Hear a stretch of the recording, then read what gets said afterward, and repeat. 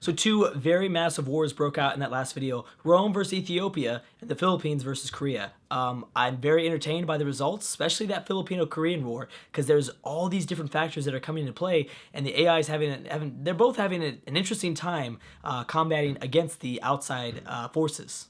Yeah, to say the least, I'm super excited to see the results. I mean, this is so much fun because the Champa or the Japanese have decided to stay neutral in this regional conflict, which is really tough for both of these nations because these submarine units cannot reinforce here. There's this very interesting battle, and these Korean units cannot reinforce over in this region.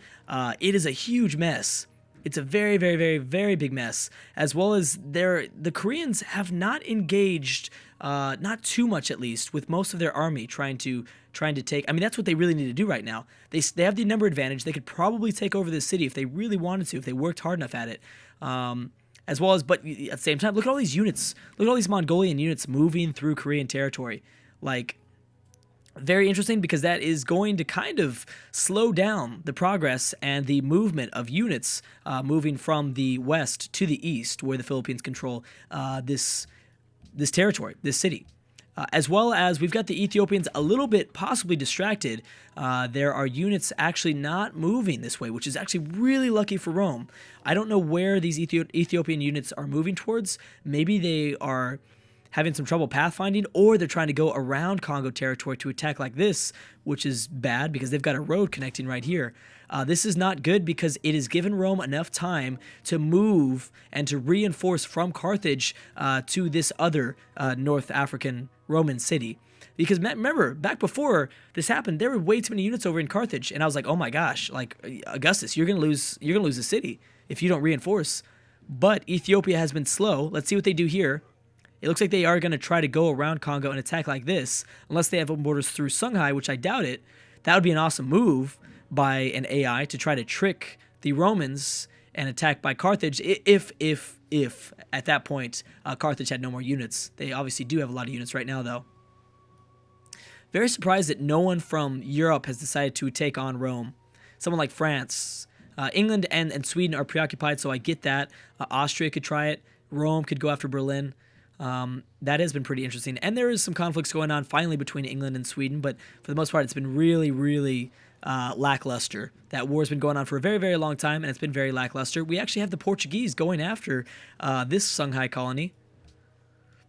That is really incredible. Here's their ship of the line that they stole away from England. They might have a chance of taking this over, actually. Plenty of frigates, lots of privateers. Ooh, Russia, the Huns. Russia and the Huns. Persia's too far away to have an impact. This is another big war. You know, the Huns have pretty much been a city-state of Russia's for a long time. I'm wondering, I mean, here's the thing. They're going to have to grind their way through a lot of troops from the Huns. There's a lot of troops here. It will be kind of tough, somewhat. They're smart for slapping down that citadel, so they do have immediate contact with Attila's court if need be. Hopefully, for the Russians' sake, the Huns will make a mistake. I don't know if they will, though. Now, are the Huns behind technology? Somewhat, yes. They are. Yeah, they are. So that'll be a little bit helpful, to say the least, when attacking Attila. Greece is looking like they are in a little bit more control. So we've got the one big issue with the Ethiopians. I talked about how I thought they'd be my number one to win. Right now, they're at war with way too many civs. They're at war with Rome, at war with Greece, and at war with Babylon. I don't know why they're doing this. As well as, remember, we figured out that they have no possibility of building a fleet. And they might be going for a war against somebody else, too. I don't know what the heck they're doing. Let's go ahead and check back with Eastern Asia. So it seems like a lot of these civs are starting to win. Looks like the Koreans are somewhat starting to win here. The problem is that there's these artillery units that are doing probably a lot of damage to the turtle ships. But on the other hand, ooh, Mongolia, India. And actually, we knew that was going to happen because of this. Holy crap, these wars are insane. Oh my gosh, these great powers are really looking to eat up some of the smaller nations now. So here's the thing about the Koreans. The Koreans are actually now sending in a force. The Philippines were doing a pretty good job. Ooh, what happened to most of the Filipino navy that was located off of Hanoi, the coast of Hanoi? I guess they're gone now. They need to try to use these great war bombers as best they can. Portugal, I do believe, is at war with Korea. That's why we're seeing small little conflicts going on off in the ocean. Japan, I think, is reinforcing their colony. Oh my gosh, and Mongolia is about to go crazy. Mongolia looks like either Mongolia is going to go crazy or that force is... No, Mongolia is going to go crazy in Australia. This force is probably just to reinforce everyone. They're Australian. Pretty much that's going to be their continent. Their Mongolian continent. They're the only ones to do it. I mean, Japan's going to get a little piece of it, but more than likely they'll get kicked out eventually. I'm willing to bet they'll get kicked out eventually. What is Ethiopia doing? They're spread apart here. And I would say they're a little bit too spread apart. I mean, don't get me wrong, they've got a lot of units, but that's really, really difficult there. And Rome is still reinforcing. Portuguese going crazy in the Atlantic Ocean. Nothing else in terms of settlers in North or South America. Portugal still has a lot of progress that needs to be made for this Shanghai city to fall. Here goes England. It's about time. England going for their next colony. They might be going for the Caribbean, maybe. Looks like they might be going for the Caribbean. Anything else going on out this way? Just this war has been this world has been insane. I can't stop saying it. I'm so happy with this campaign. We'll probably start checking info addicts every 50 turns, so I'll do maybe an info addicts view in the next video. Because now it's becoming kind of a crucial part of the campaign. How are the Russians and the Huns, as well as Mongolia, India? So both of these great powers look like they're going to acquire one more additional city. They're both about relatively the same size, and they both hold strategical locations for them, especially obviously to connect this puppet to the Russian Empire. It would be a big deal for Catherine. Mongolia is just going to be spreading their borders a little bit more, and it's probably going to be adding a lot more border tension between the Mongolians and Russia, but still, good pick up there. It's going to be tough, though. It will still be tough. They still have to worry about this lake, which is what kept Mumbai safe originally when India was fighting back the Russians, the Koreans, and the Mongolians all at the same time. The Cossacks are starting to attack. Yep, they're done. The Huns are already pretty much done. Okay, so that was pretty easy for them to take down. I guess I underestimated the fact that the Huns were behind in technology. Also, what does this do for the Russian military or navy? Nothing much. It gives them access to the Caspian Sea. Besides that, it's not that big of a deal. I know the Russians really want to colonize, but like I said, they've got 2 settlers out here, but they can't figure out what to do with those settlers. Let's check in on the Eastern Asian War. And the Koreans have... Ooh, here come the reinforcements from the air. We've got 2 great war bombers being stationed here. There's also still the submarine unit. Most of the Korean fleet in the Korean Sea have been pretty much destroyed. There only remains a turtle ship and a frigate, and that's it. And the submarine will probably destroy both of those. Obviously, there's still the Korean Navy that, is outside the Korean Peninsula, as well as off the coast of Japan. And I believe the Portuguese are I don't know for sure, but I think they are going after... Yeah, they are, because there was one Korean ship here. So the Philippines might be trying to take over here, too. I'm sorry, the Portuguese might be over here trying to take over even more Korean ships. Pretty devastating battle when it comes to the Korean Navy. And I do see another settler from India moving to modern-day Mexico. Another third. Oh, here comes Tibet, too.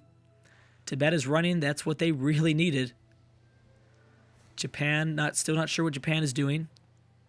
Here comes 2 new Mongolian Australian cities. How is this invasion here? Uh-oh. You're down to just frigates, so that's going to be good, but you need to get a privateer as fast as you can, and you have nothing anywhere close. Yes, England is going to settle the Caribbean. Smart move on their part. Oh, but here comes reinforcements, I think, from Portugal. Yeah, they're doing some damage. Now, what is going on? Nothing happening between Sweden and England. We've got Ethiopia not engaging any specific civ just yet. And now Babylon is starting to build a force, which is actually really, really good. Because Ethiopia is dealing with so many different frontal wars, it's given enough time for Nebuchadnezzar to rebuild an army and to defend his city a bit better. See, there's a small force trying to go after Greece. They've given enough time for Rome to reinforce. It's a bad deal all around.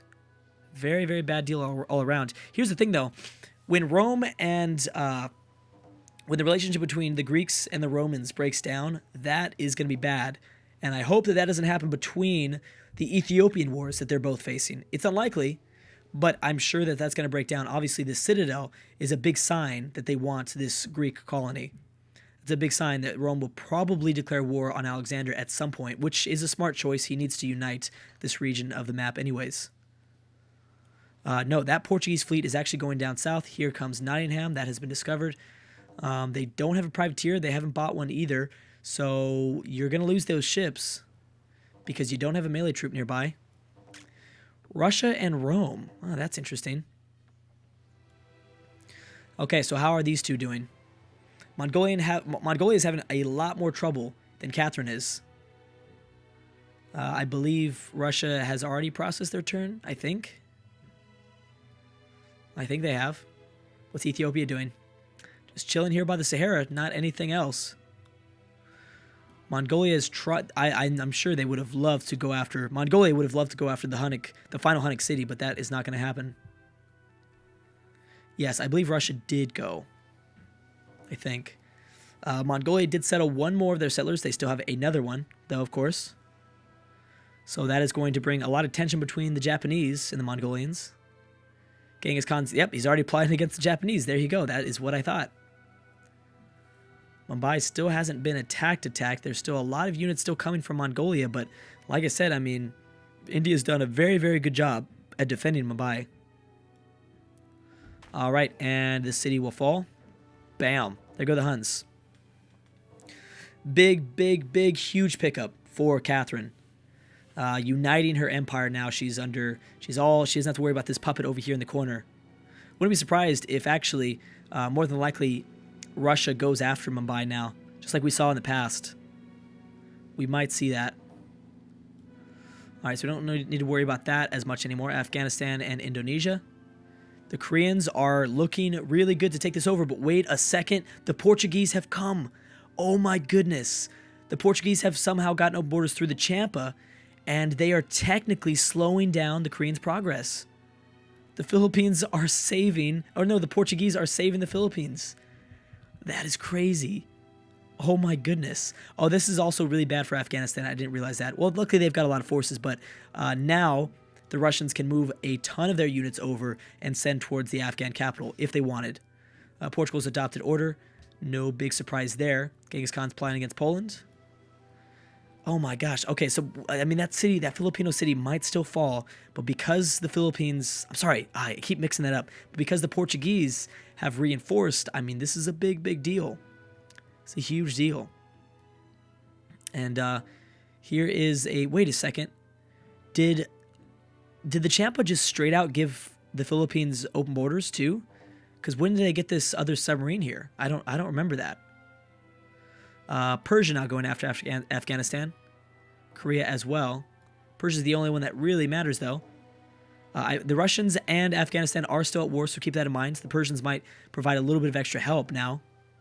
We might see Afghanistan fall. Just all these one-province miners just starting to get wiped out of the game one by one by one. It's crazy. Rome, Persia, they don't border each other. Afghanistan, Japan don't border each other. Korea's peaced out with France. Indonesia, Rome. Wonder why all these people are declaring war on Rome.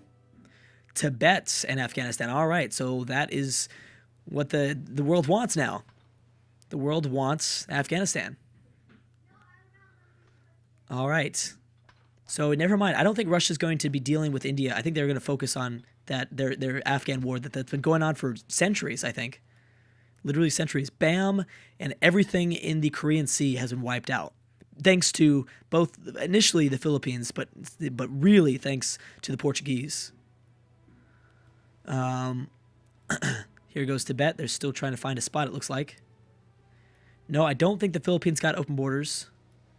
But somehow I think they either bought a submarine unit. No, there's a submarine unit located. No. They've had these two. They've had a submarine and a frigate for a while.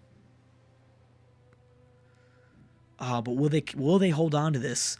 That is the big question. Are they going to be able to hold on to this? Ooh, that was a big mistake by the Koreans moving units outside onto the ocean tiles. That's a big mistake. And man, I cannot believe the amount of ships that were destroyed that Korea had. It just shows the Portuguese and their strength. Bam. And again, the Portuguese really helping out a lot. Portuguese just destroying Korean units one by one. As well as, I mean, let's not forget the Great War Bombers are really making a big difference too.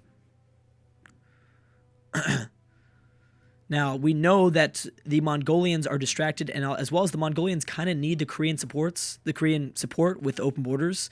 But if that wasn't the case, I'd be really wondering right now what Genghis Khan is thinking towards their Korean neighbors to the south.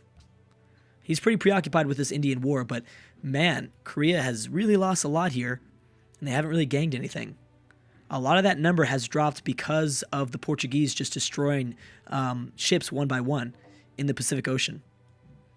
What's Australia looking like? Ooh, it's looking like a Mongolian continent. That's what it's looking like. Where's Japan going now? Oh, that's right. I forgot that because India and Mongolia are at war, they can technically take back south of Delhi. Here goes Persia, Tibet. Russia isn't getting too involved in this Afghan war. See, the Middle East is really the fragmented region now. I wouldn't be surprised if we continue to see a lot of Middle Eastern wars from this point in the campaign, just because it is fragmented. There's a lot of smaller nations, and this region really did not unite. It seems to have a tough time throughout all the campaigns in uniting under like one power. Bam, Philippines have dropped another wonder, and the Mongolians will more than likely take over Mumbai now. They finally did it. It looks like they will. The Boer and Afghanistan, we've got probably another order nation. No, Mali chose autocracy. Well, good for them. And how did the Portuguese do against... they're going to have to give up. They are going to have to give up. They've got another frigate coming. Oh, this ironclad might be going up that way. Anything else? Here comes India, maybe settling California. Possibly. Nothing in South America just yet. Weird. Very weird. Okay, don't care. Just don't let it be me. That's all I'm saying. Just don't let it be me. What else are we seeing here? Okay, so the Swedish-English war is really starting to heat up finally. They're really starting to send over a lot more troops towards Amsterdam. It's about dang time. Still, I'd be surprised if Sweden actually takes over Amsterdam. Don't think that's going to happen. And there is now, the Romans have gotten open borders through Congo territory, which is going to make things really difficult for the Ethiopians.